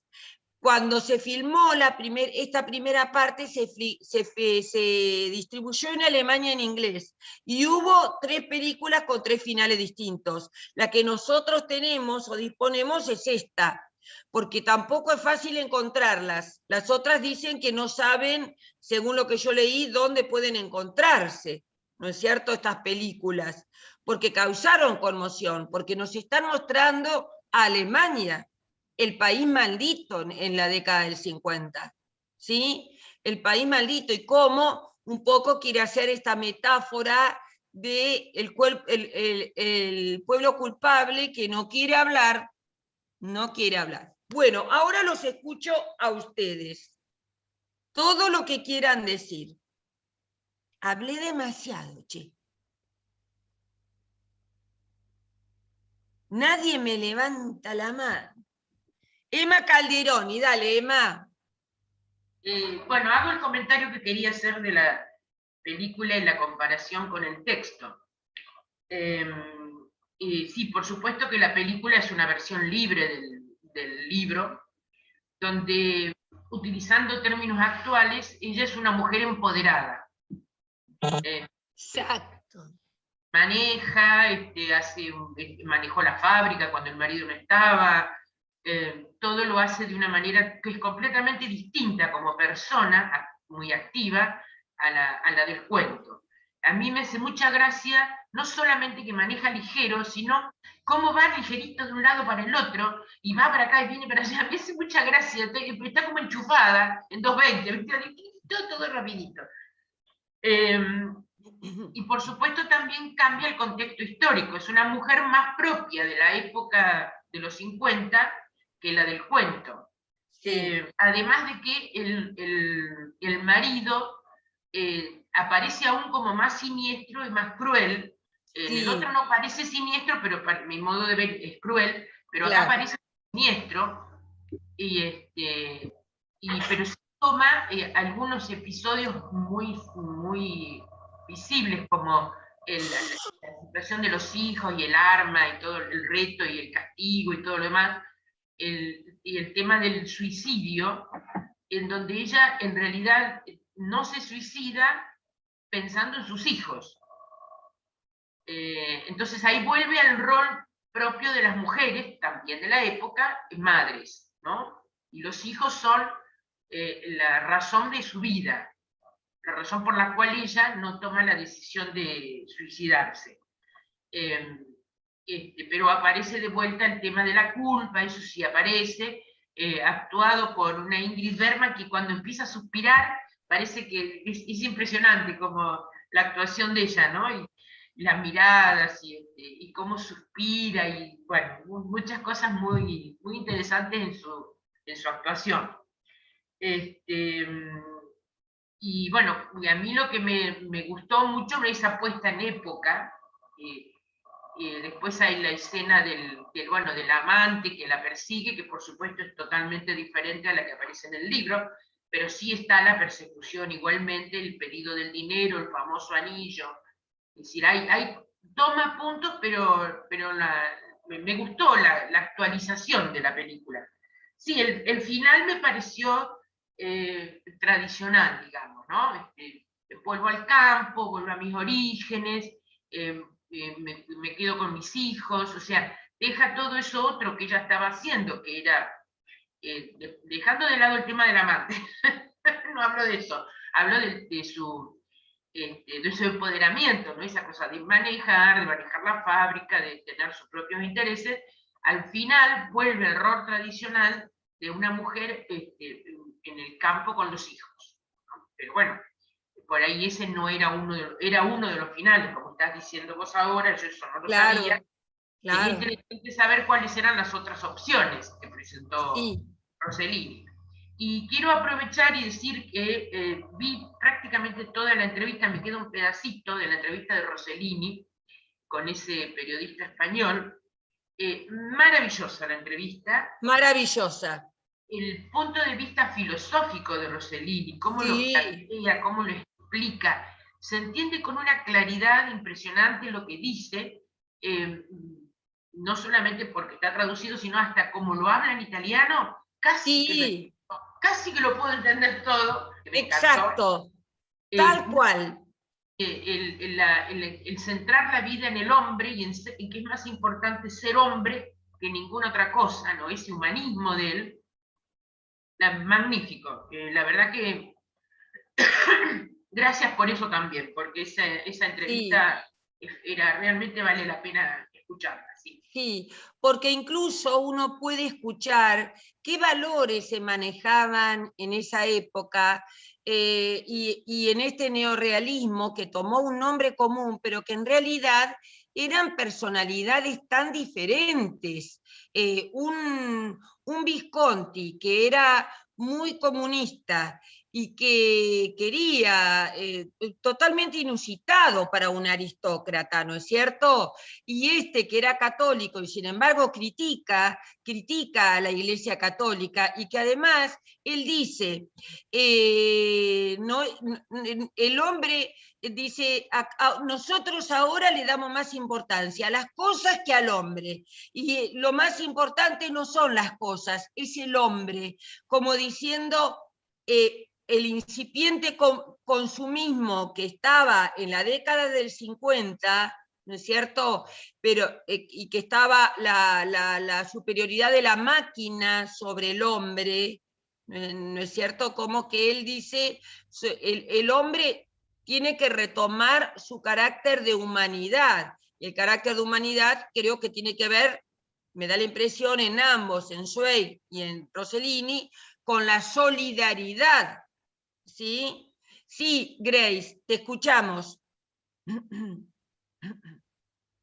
Sí, a mí me parece, no sé cuáles serán los otros finales. Leí que una de las versiones tenía nada más que 70 minutos. No sé cuál era ni cuál era el otro final. Pero acá es como que ella, o sea, ella es una mujer re sofisticada, como decía Emma, muy empoderada, segura de sí misma. A mí es como que me encandiló el uso de las manos. ¿Vieron las manos? O sea, unas manos tremendamente sofisticadas, hasta la manera de agarrar el teléfono, ¿no? Y ese final es como que ella vuelve a lo que, no sé, hay ahí como un mensaje ético de Rossellini, me parece. Que ella cuando resuelve, salda lo de la culpa, vuelve a lo que, no sé si llamarle orígenes o qué, vuelve a sus hijos. Y por eso primero me pareció extraño que los niñitos estuvieran siempre vestidos con el traje típico digamos, de la Alemania campesina. ¿Vieron que hasta ella, claro, a mí me llamó la atención, claro. Ella... Me acordé de Heidegger, cuando Heidegger decía que quería volver al bosque y andaba vestido así, también, con esa ropa tradicional. O sea, vuelve, es como una vuelta al bosque. Ella se va a dedicar ahora a sus hijos, ¿no? Y además... No sabemos qué va a pasar, ni con la fábrica, ni con el marido, ni con nada. Es como que ella deja de lado esa sofisticación total de la mujer ultramoderna y se vuelve con sus hijitos vestidos de tiroleses, ¿no? Claro, vestido de tiroleses, exactamente. Ella también, porque cuando llegan al campo ella se pone esa ropita también. Exacto. Todo lo otro, que es todo un cambio de paradigma. Todo el cambio de paradigma, el paradigma de la ropa de la mujer moderna empoderada a la mujer campesina. Y otra cosa que a mí me llamó la atención, a ver si recuerdo bien, es que nunca ella lo vuelve a ver a su marido y resuelve ni habla de este tema. ¿O sí? No. Yo no lo recuerdo en la película, que le dice, vos fuiste muy cruel o vos... No lo recuerdo yo. Ella va al laboratorio, no se suicida porque inconscientemente tira la muestra esa que iba a utilizar, piensa en sus hijos, agarra el auto a la noche, que a mí esas escenas a la noche en las calles oscuras y demás, es puro expresionismo también. Exactamente, exactamente. Y el otro detalle que ella tiene un Mercedes. Ah, también lo quería decir, que manera. ella tiene un Mercedes, un coche de categoría, pero es un coche alemán. Dice Emma, no Pero vuelve hay a ver a otra su cosa. marido. No vuelve a ver a su marido, dice Emma. Es un Pero detalle escribe una importante. carta. Escribe ¿Cómo? una carta. Le escribe una carta, es verdad. Donde lo perdona por la crueldad que tuvo, obviamente, y se despide de él de esa manera. Sí, pero se despide antes de intentar suicidarse. O Pero sea, quedó él la carta escribe ahí arriba, no se antes de ve que lo intentar haya suicidarse. retirado. Después ahí eso se corta cuando se rompe la Claro. botellita esa y se va al campo y aparece en el campo directamente. Claro, pero Y se ve que la carta Pero queda... deja la en el carta es laboratorio, anterior. en el escritorio. La carta no es cuando se va al campo, sino cuando intenta suicidarse. Claro, pero no obstante deja la idea de que él está avisado, que él se va a enterar de que ella se enteró de su crueldad, ¿no es cierto? Grace, levantaste la mano, dale. Dale, Grace. La otra cosa que yo veía, perdón, y termino ya, ¿por qué le regala un arma al nene? ¿No? ¿Por qué Rossellini cambia el caballito del cuento y pone un fusil ahí? ¿Por qué el padre le regala un arma al nene? ¿No? O sea, ¿qué lectura se podría hacer de eso? Si hablamos de la crueldad del tipo, ¿no? Claro. ¿Por qué le regala el arma? Eso me quedó a mí la duda, o sea, ¿qué intención tuvo Rossellini en la adaptación de decir, bueno, el caballito capaz que ya no, en esa época regalarlo, bueno, no, porque mis hijos tuvieron caballitos. Sí. Pero eso es todo un signo, me cierto, parece. hay algo de siniestro ahí en regalar un arma, porque no es cualquier juguete, es un arma de ¿cómo se llama? De tiro comprimido, algo así, dicen de que caza. es. Aire comprimido se llama. De aire comprimido, como para cazar Porque pajaritos. le podría haber regalado una caña de pescar, si iban a ir a pescar. Exacto, exacto. Además, regalar un arma en esa Alemania de los 50, ¿no? Con la culpa que tenían y toda la historia de la todo lo matanza que de suena ahí. millones. Ahí hay todo un mensaje, como de que él estuvo preso, parecería ser, por ser, dice Graciela, los hombres hacen la guerra y las mujeres cuidan la prole, los roles, exacto. El hombre va a cazar, pero que está desmentida por el rol que cumple ella Sí, Noemí, estás levantando la mano, dale. Ahí puse el audio. No, yo quería agregar algo respecto al tema de la mención anterior del humanismo de Rossellini, que además me parece que su humanismo se emparenta, se encuadra con el humanismo de Stefan Zweig. Exacto. Porque en la película que cuenta los últimos días del autor, hay un elemento fundamental que provoca la crisis enorme que él sentía, que es cuando él hace el viaje a Nueva York y la mujer que ha sido su esposa y una persona que ha sido fundamental en la vida de él, le cuenta, le informa, le muestra la cantidad de cartas que los que han quedado en Alemania le piden ayuda a él, que es un intelectual prestigioso y que ha podido exiliarse, que les dé una mano para salir de Alemania, y él no puede hacerlo porque no puede abarcar la posibilidad de salvar tantas vidas. Le es imposible hacerlo y es algo que lo llena de un pesar enorme, de una culpa tremenda, justamente por su carácter de humanista, porque no puede salvar tantas vidas que le están pidiendo desesperadamente que les dé una mano. Y otro tema que también quería resaltar respecto a lo que había dicho Grace, que las calles, las imágenes, las tomas de las calles nocturnas en la película recuerdan al expresionismo. Sí. también tiene mucho que ver con lo que vino luego, que fue el cine negro. Las imágenes se emparentan muchísimo con el cine negro, que el cine negro surgió justamente de la influencia de los directores alemanes que se exiliaron en otros países y sobre todo en los Estados Unidos, donde surgió esa corriente cinematográfica que fue el cine negro. Bueno, eso era todo, mi aporte. Sí, muy interesante, como siempre, lo que decís, Noemí, excelente, como todos los que han participado, la verdad que me llenan el corazón y la cabeza con todas las cosas que dicen, y me dan pie para hacerles una devolución.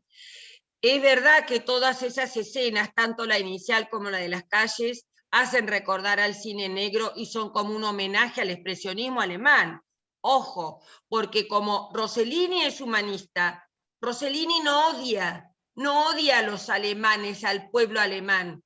Por eso hace también Alemania Año Cero, para mostrar el sufrimiento del pueblo alemán. Y otra cuestión es lo que vos contás de Stefan Zweig.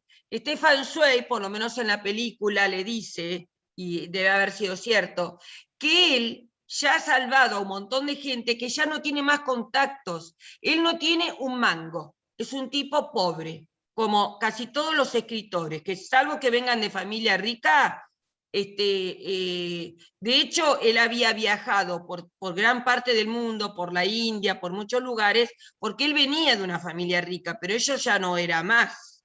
Eso era cuando él era jovencito. Ahora, él dice, como yo tengo muchos contactos, he usado todos mis contactos, ya no sé, ya hay embajadores, hay secretarios de Estado que no le dan bolilla, ni aunque él sea Stefan Zweig, sea un escritor internacionalmente reconocido, dice, ya no sé a quién pedirle, y además menciona, y además, cada permiso de visa, dice, me cuesta $7.000, dice, no tengo un peso, ¿cómo voy a hacer para poner esos $7.000 para cada uno de los cientos de personas? Y está la escena final que le traen un toco más de cartas, y ¿de dónde lo vamos a sacar? Y muestra que son muy pobres, que no tienen dónde estar. La casa donde él está en Petrópolis, que después tiene, es muy humilde. Muestra que son casas alquiladas. Y la casa donde vive la mujer en Nueva York, donde la va a ver su ex mujer, con la cual se lleva muy bien, es el mismo caso de Rossellini, con su primer mujer, con la que tuvo dos hijos. Uno se murió de chico de apendicitis, dice él, en Barcelona, y se lleva muy bien, tal es así que trabajó con él toda la vida, 50 y pico de años, diseñándole toda la ropa de sus películas. O sea, hay una buena relación con tanto Stefan Zweig con su primera mujer como Rossellini con su primera mujer. Y no es que son peleas así, porque son tipos muy particulares. Y cómo le pide a ella que lo aconseje y cómo lee una carta, y es dolorosísima, de estos todos judíos que estaban escapando, todas familias judías que no sabían cómo conseguir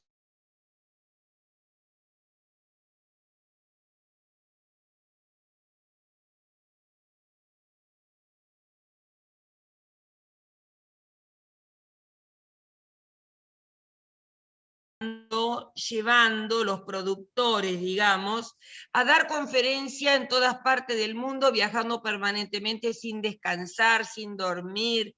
Los llevan como un conejito de Indias, como una figurita de adorno. Y él se siente como esa figurita de adorno, pero no tiene más remedio de viajar años y años y años, porque escapó de Alemania y no tiene casa.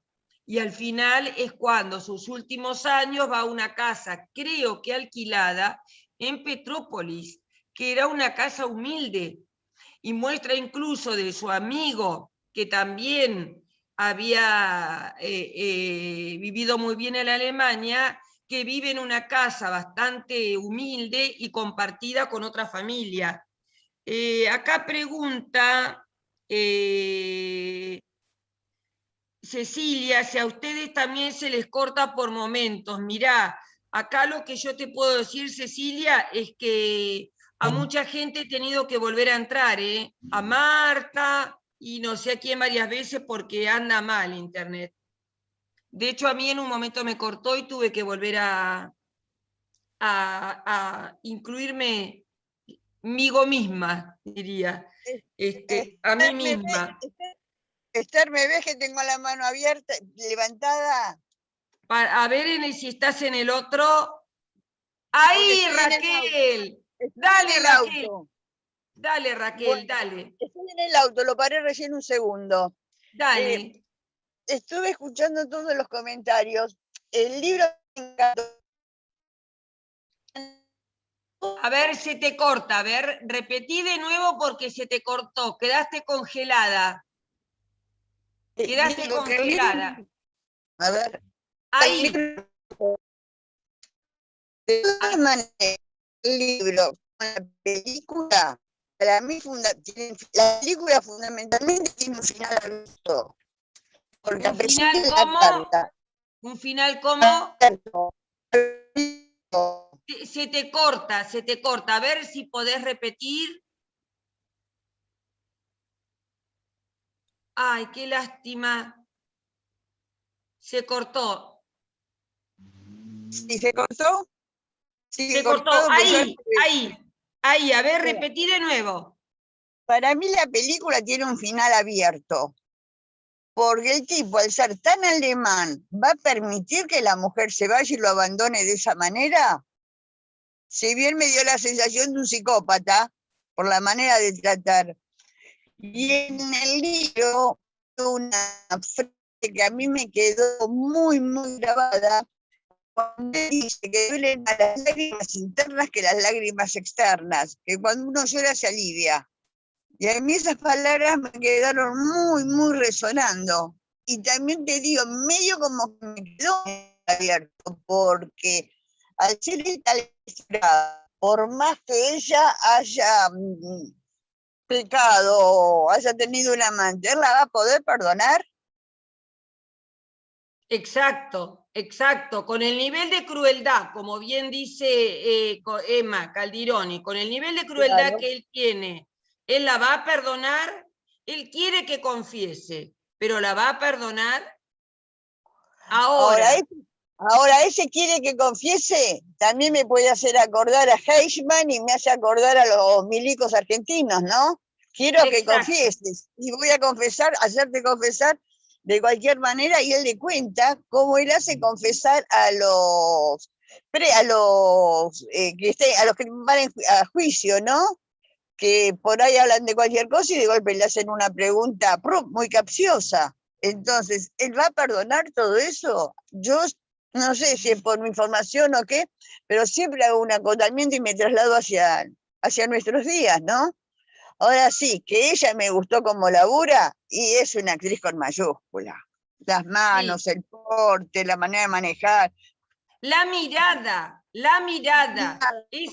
Todo me pareció. Sí. Todo eso me pareció extraordinario. Te digo, los finales me resultaron muy abiertos. A ver, repetí de nuevo, porque se te cortó lo último. A ver, lo del final abierto. Lindo para los debates. Sí. Por eso da una película que da mucho que hablar, porque parece una simple historia de amor, pero la ambientación, la utilización de esas luces y sombras, el tema de la confesión, el tema de lo que pasó con el pueblo alemán. Hay una película, bueno, que hemos visto en el curso anterior, no sé si recuerdan, escrita por un juez que habla de la confesión de una persona y cómo el Poder Judicial quiere sacarse de encima esos problemas de la guerra, quieren como ocultar, no hablar de los problemas de la guerra, de los problemas de la crueldad del sistema nazi, ¿no? y nosotros también acá en la Argentina lo hemos visto. Ella nunca confiesa en la película, nunca confiesa, es el marido el que la descubre, y hay toda una relación ahí, como vos decís, como bien decís, a ver si te veo en la otra página, ahí está Raquel muy de costado, no, es otra Raquel, porque está, a ver, ahí te veo Raquel, necesito mirarte la cara. Que los militares argentinos, por último, nunca confesaron, tuvieron la sentencia, creo yo, a través del aporte de los testigos, pero nunca confesaron ser. Alicia, ¿vos levantaste la mano? Alicia Giachero, ¿no? ¿Alguien levantó la mano? Yo me refería cuando hacían confesar a los compañeros, no que ellos confiesen, bajo ningún punto de vista. Yo participo en algunos juicios y los milicos jamás confesaron, pero la manera que tenían de hacerle confesar a los compañeros, a los detenidos. Exacto, la manera cruel de la tortura, tremendo, sí. Noemí, te doy la palabra. Gracias, sí, yo tengo que retirarme porque tengo otro curso, pero quería hacer un aporte final porque mencionó Raquel a Adolf Eichmann y eso me trajo el recuerdo de una película que está interpretada por la actriz que en la película que estamos analizando, en la película que yo aporté, que es la de Stefan Zweig, Bárbara Zukova, que es una prestigiosa actriz, ella en otra película interpreta a Hannah Arendt, que es una película que plantea la obra de Hannah Arendt, La banalidad del mal, sobre el tema de Adolf Eichmann, el tema de la participación de Adolf Eichmann en el Holocausto, que me parece una película sumamente valiosa y muy interesante, tratando otro punto de vista que es el tipo que nos remite a lo que hablábamos antes de la obediencia debida. Decime cómo se llama la película, Noemí. La película se llama Hannah Arendt. Hannah Arendt, como el nombre de la filósofa. Se encuentra como Hannah Arendt, La banalidad del mal, que en realidad es la obra literaria de Hannah Arendt. Pero la película se llama Hannah Arendt, que lo interpreta la actriz que hace la mujer de Zweig en la película que yo envié sobre los últimos días de la... Está en YouTube, dice acá Cecilia Espósito. La voy a ver, porque me interesan ambas historias, la de Hannah Arendt y la de Eichmann, que es una historia durísima. Y acá aportó Raquel que nunca confesaron dónde estaban los nietos. No solamente no confesaron sus atrocidades en las torturas y en las matanzas, tal es el nivel de maldad y crueldad, ahora capaz que vanagloriado por ciertos sectores de la derecha argentina, que ya sabemos, nunca confesaron dónde están los nietos, si no fuera por el servicio de antropología forense y porque algunos, ya todos tienen más de 40 años, han decidido, fíjense que cuántos son, de los casi 500, hay creo que menos de 150 recuperados. Es tremendo, tremendo, tremendo. Un poco de esto también habla en forma metafórica la película, ¿no es cierto? El tema del confesar. Dice Grace, hay una película sobre Eichmann con el actor que hizo Gandhi, creo que en Netflix, La banalidad, claro, la misma. ¿Será, Noemí? Perdón, no sé si es la misma, no conozco la película que menciona Grace. No es la misma, es la captura de Eichmann en ese barrio del conurbano. Sí, ¿cómo se llama? Sí, esa película se llama Mi vecino el alemán. Es un documental la película que... No, esta es una película. Cuando la encuentre la subo al chat. Dale, gracias Raquel. No la ¿Cómo conozco. nos hemos derivado y ya casi es la hora? Bueno, les comento la próxima. La próxima tenemos el libro Los Malaboglia. Sí, Alicia, te escucho. Sí, no, recién no había levantado la mano, ahora sí. No había levantado la mano porque mi papá me llamaba, pues tenía el resultado de una ecografía, tiene 95 años, así que estaba chocho con su resultado. Claro. No, una cosita que nada que ver con lo que estaban comentando recién, pero sí que me llamó la atención de los dos, tanto de la película como del libro, que ellos duermen en cuartos separados. Exacto, también a mí me llamó mucho la atención. Bueno, me hace recordar una amiga mía que los papás dormían en cuartos separados, pero es algo atípico para nuestro entendimiento, ¿no? Pero, exacto. Pero quizás sea la moda de la época, tanto en uno como en otro caso, ¿no? Voy a leer lo que dice Noemí Naón y el excelente trabajo de abuelas. Y Graciela Bruno agregan, ¿y cuál fue el destino de cada uno de los desaparecidos para poder encontrar sus cuerpos y darle a sus familias una sepultura digna? Esto también es de una maldad solo comparable a la maldad nazi y a la maldad de la matanza armenia, por ejemplo, ¿no es cierto? Porque hubo muchos genocidios, a la maldad del genocidio de los mapuches. Operación Final es la película de Eichmann que está en Netflix. Ahí está, Operación Final. Para verlas, tengo tantas películas para ver. Más los cursos que estoy haciendo es algo tremendo. Hay un documental sobre la vida de Ingrid Bergman, Retrato de Familia, que vi hace mucho tiempo. Yo anoto todo, porque lo voy a ver todo. Gente, para la próxima clase vamos a ver La Terra Trema, que volvemos a esa clásica historia de la dura vida en Italia. Del libro Los Malaboglia, que las páginas de la novela son 180, que yo se las puse hace 3 semanas. Sí, María Alcira, te escucho. Quería una cosita agregar que tampoco tiene que ver con esto.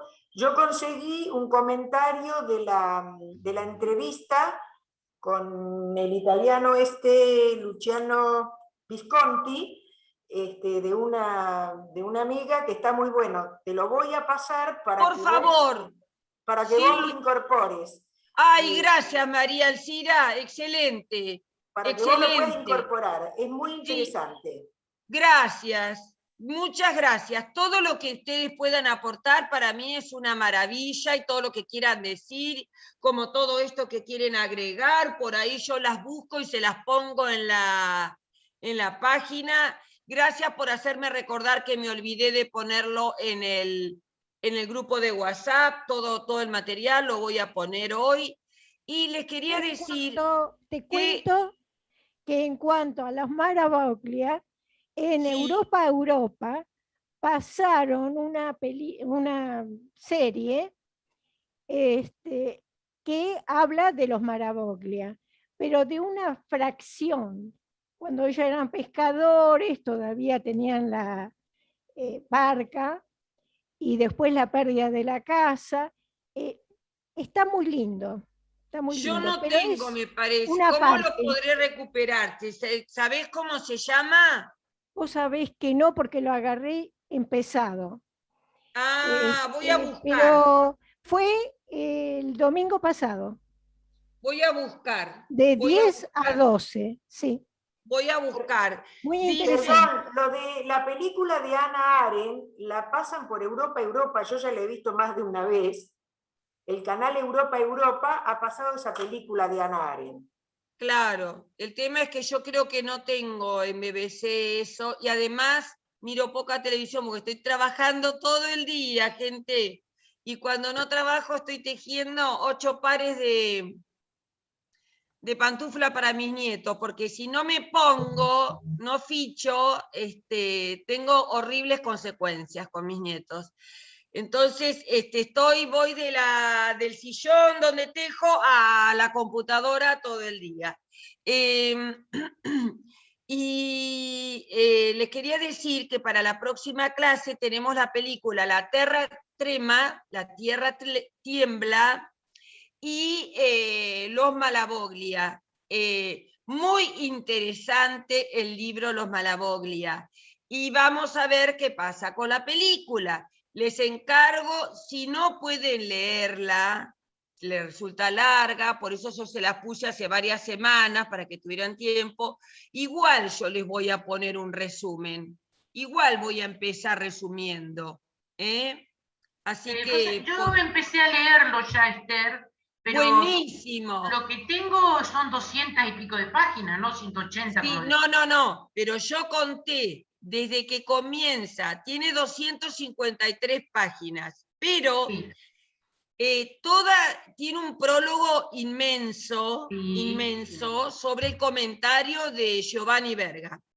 La película empieza, creo que en la página 20. Y las conté porque después, cuando termina la película, hay un glosario inmenso, una palabra por página. Imagínense lo que es, hasta que llega a las 253. Entonces, conté las páginas y de novela estrictamente son 180. Eso es para alentarlos que hiciste. Bueno. Claro, para alentarlos. Eso lo hice para alentarlos. Porque cuando yo le digo, no, les voy a quitar todo lo que no es obligatorio leer, y entonces son 180 como para aliviarlos un poquito. Perdón, ¿vos sabés si el original está en italiano común o en italiano siciliano? No porque sé, es difícil, porque él recuperaba, él era de Catania, entonces, Sicilia, y él recupera mucho del dialecto. De hecho, en la transcripción, en la traducción, hay algunas palabras como Schiara, no sé si está bien dicho Schiara, que es un lugar de la playa. La película, me encanta, todo lo que es italiano me encanta. Ay, si vos conseguís la versión en italiano, gente, es la hora. Los dejo, ahora nos va a cortar Nicolás. Nicolás, que te mejores, que te alivies, Gracias. que te vayan los dolores. Así que un beso para todos y les dejo la tarea para el hogar. Chao. Cualquier idea, cualquier cosa, cualquier aporte, ustedes pónganmelo que yo lo busco. Chao. Un abrazo a todos. Chao.